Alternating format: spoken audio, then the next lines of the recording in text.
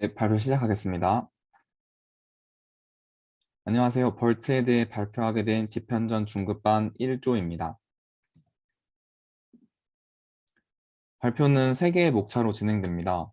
첫째 벌트, 둘째 프리트레이닝 벌트, 셋째 파인 튜닝 벌트로 진행될 예정입니다. 벌트는 2018년 구글에서 발표한 언어 모델입니다.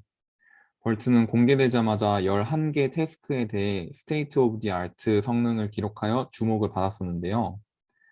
벌트의 등장 이후 전위학습을 토대로 한 언어 모델들이 유행하게 되었습니다. 벌트는 NLP 발전에 있어서 큰 영향을 주었습니다.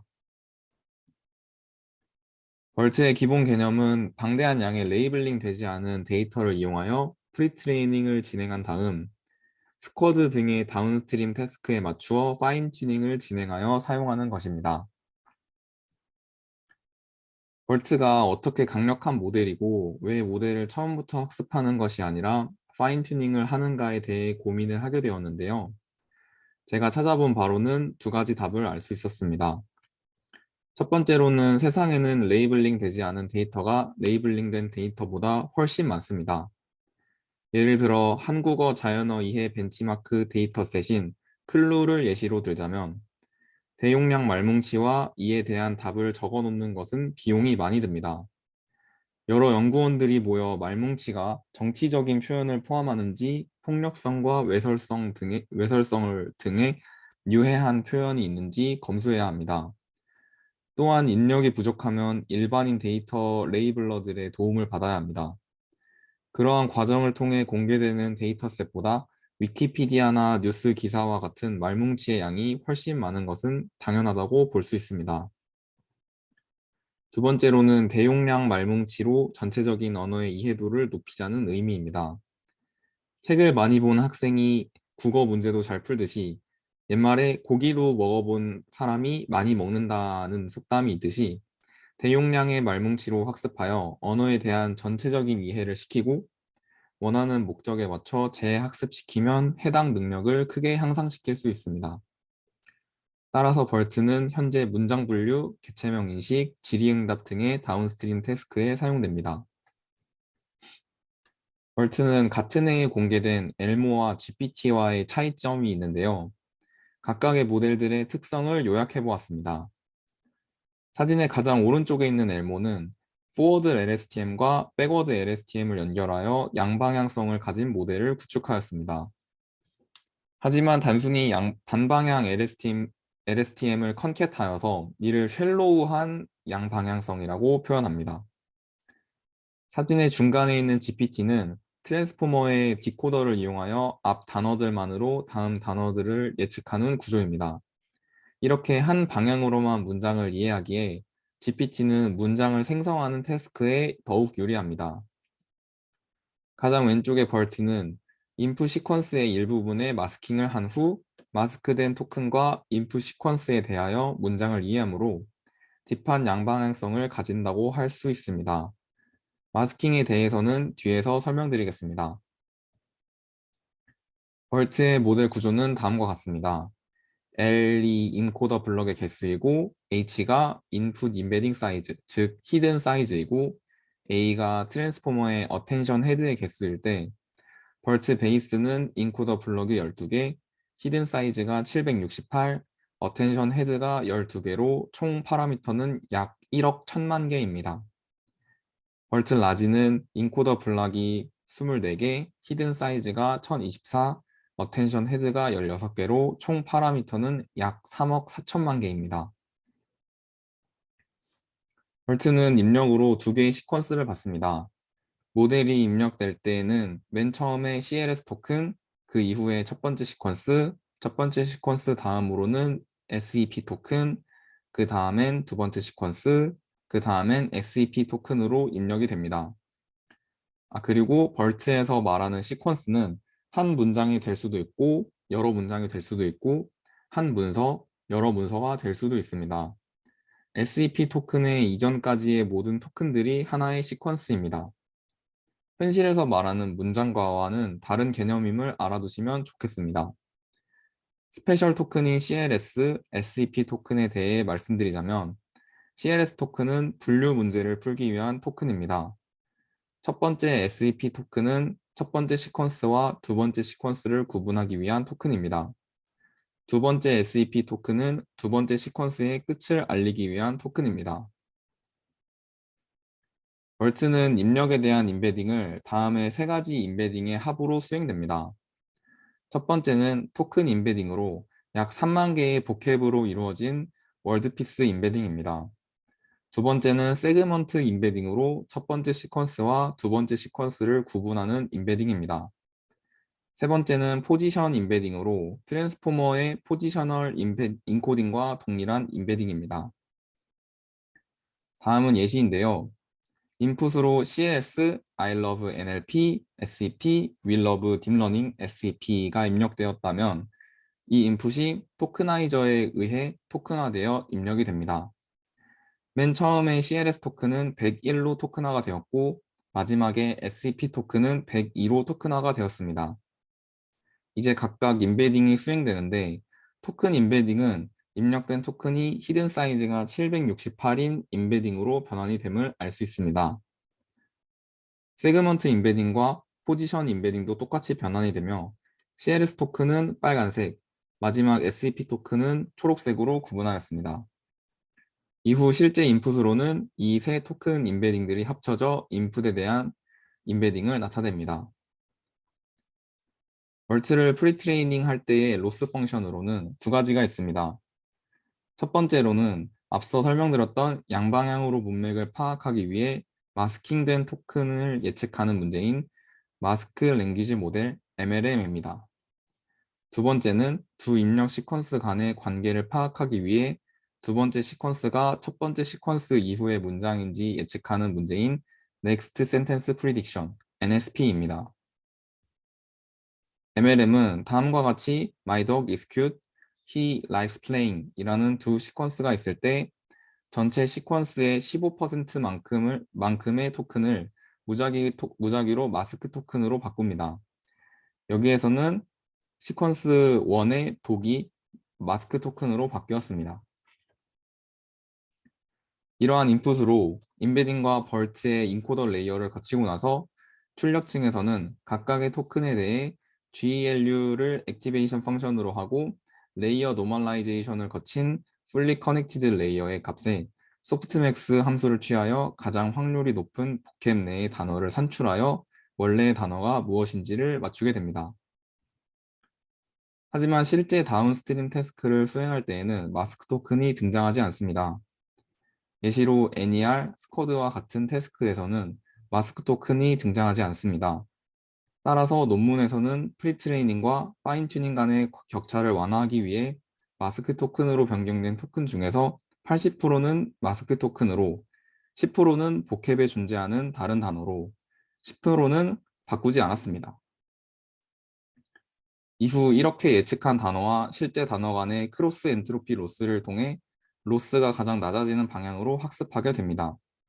이러한 방식으로 버트는 문장의 모든 단어에 대한 문맥 표현을 학습할 수 있게 됩니다. 다음 로스 펑션으로는 NSP가 있습니다. NSP는 두 개의 문장을 주고 두 번째 문장이 첫 번째 문장의 바로 다음에 오는지에 대하여 학습하는 것입니다. 벌트는 이 MLM과 NSP의 로스를 이용하여 학습하게 됩니다. 왼쪽 위 사진과 같이 모니카가 첫 번째 문장이고 챈들러가 두 번째 문장일 경우에는 is next로 분류하고 오른쪽 아래 사진과 같이 챈들러와 모니카의 대화가 이어지지 않을 경우에는 not next로 분류합니다. 벌트를 프리트레이닝 시킬 때의 환경과 하이퍼 파라미터입니다. 프리트레이닝 콜퍼스로 8억 개의 단어가 있는 북 콜퍼스와 25억 개의 단어가 있는 영어 위키피디아를 사용했습니다. 하이퍼 파라미터로는 배치 사이즈를 256으로 설정하였습니다.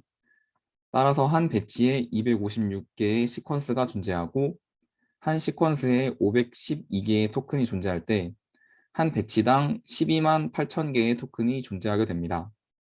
이를 33억 개의 말풍치 단어를 100만 스텝으로 40에폭으로 학습하였습니다. 옵티마이저로는 아담을 사용했습니다. 러닝 레이트는 0.0001이고 베타 1은 0.9, 베타 2는 0.999를 사용하였습니다. 0.01의 L2 웨이트 디케이를 사용하였고 만 스텝까지는 웜업 스텝을 가지고 이후 러닝 레이트를 리니어 디케이하였습니다. 드랍아웃 비율은 모든 레이어에 대해 0.1입니다. 액티베이션 펑션으로는 GELU를 사용하였습니다. 토탈 로스는 MLM 로스와 NSP 로스의 합입니다.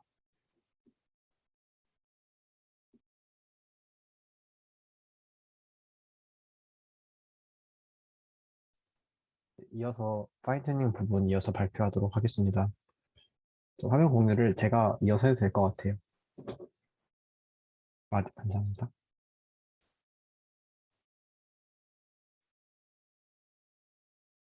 네, 앞서 소개드렸던 프리트레인 과정, LML, NSP 등의 프리트레인 과정으로 벌트를 학습시킨 이후에는 저희가 원하는 태스크에 맞게 파인튜닝을 해주어야 합니다.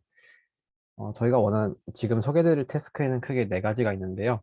첫 번째로는 싱글 센텐스 클래시피케이션, 그래서 싱글 센텐스 태깅, 센텐스 페어 클래시피케이션, QA 등의 네 가지 문제들을 제가 소개드릴 예정입니다.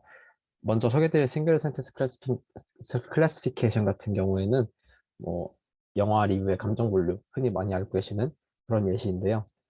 분류 문제를 투 바이너리일 수도 있고 멀티레이블 클래시피케이션일 수도 있고 여러 문제를 통틀어서 분류 문제를 풀기 위해서 앞서 소개드렸던 CLS 토큰, 문장의 시작을 알리는 비어있는 토큰인 CLS 토큰의 출력층에 덴스 레이어, 풀리 커넥티드 레이어를 추가해서 분류에 대한 예측을 진행을 합니다. 그 다음 파인 튜닝을 위한 문제는 싱글 센텐스 태깅 문제인데요. 개체명 인식으로도 일컬어지는 문제입니다. 꼭 개체명 인식뿐만이 아니라 주어진 문장에서 형용사, 명사, 뭐 부사, 동사 그런 문장 성분을 분류해내거나 아니면은 뭐 외국식 이름, 뭐 도널드 트럼프 주니어 그런 긴 이름의 first name, middle name, last name 등 그런 여러 다양한 종류의 문제를 분류하는 데에도 활용이 가능합니다. 이 경우에는 앞서 소개드렸던 센텐스 클래시피케이션 문제와 유사하지만 조금 다르게 하나의 토큰에만 레이어를 연결하는 것이 아니라 저희가 분석할 대상이 되는 토큰들 모두의 fully connected 레이어, dense 레이어를 연결을 합니다. 아웃풋 토큰에 덧붙여주는 것인데요. 그렇게 해서 저희가 분석하고 싶은 모든 토큰에 대해서 분류된 태그 결과를 얻을 수 있게 됩니다. 다음 소개해드릴 것은 sentence pair classification인데요.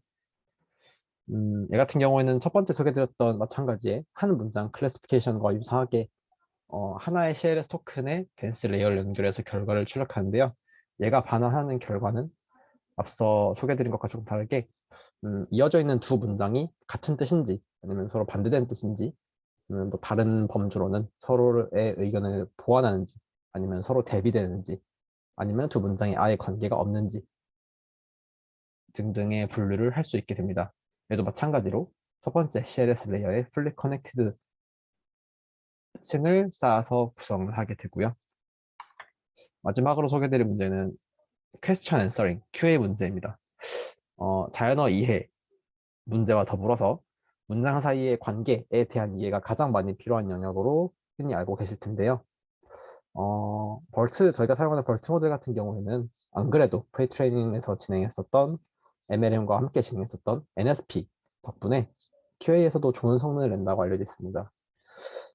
QA의 뭐 인풋 형식의 대표적인 보통 사용하는 형식은 첫 번째 시퀀스로 퀘스천 그리고 두 번째에서 이어지는 시퀀스로는 그 퀘스천에 대한 문단, 패러그래프가 주어지게 됩니다. 그래서 패러그래프를 이로 구성하는 각 토큰, 여러 토큰 각각의 풀리 커넥티드 레이어를 추가해서 QA 문제를 해결하기 위한 파인 튜닝을 진행하게 됩니다. 네, 이제 벌트 모델의 어떤 성능 지표에 대한 소개를 해드리려고 하는데요. 첫 번째 제가 보여드리는 표 같은 경우에는 GLUE 데이터셋을 활용한 평가 지표입니다.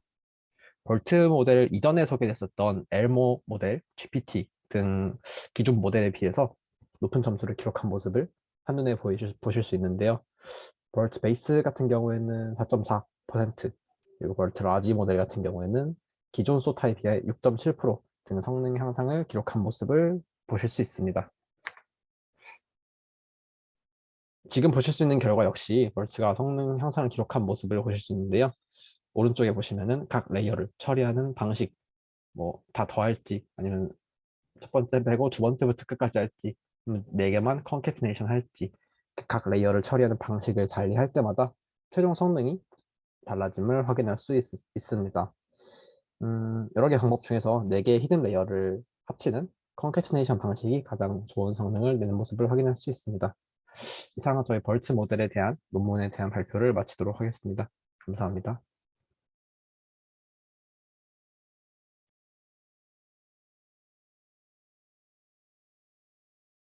혹시 질문 같은 거는 지금 바로 진행을 하면 될까요?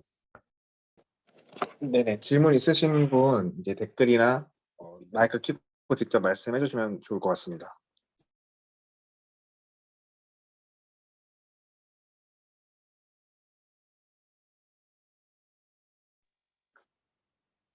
없으시면 여기서 마무리를 하면 좋을 것 같아요. 오늘 발표 수고해 주신 이제 중고바 1조 분들께 감사 말씀드립니다.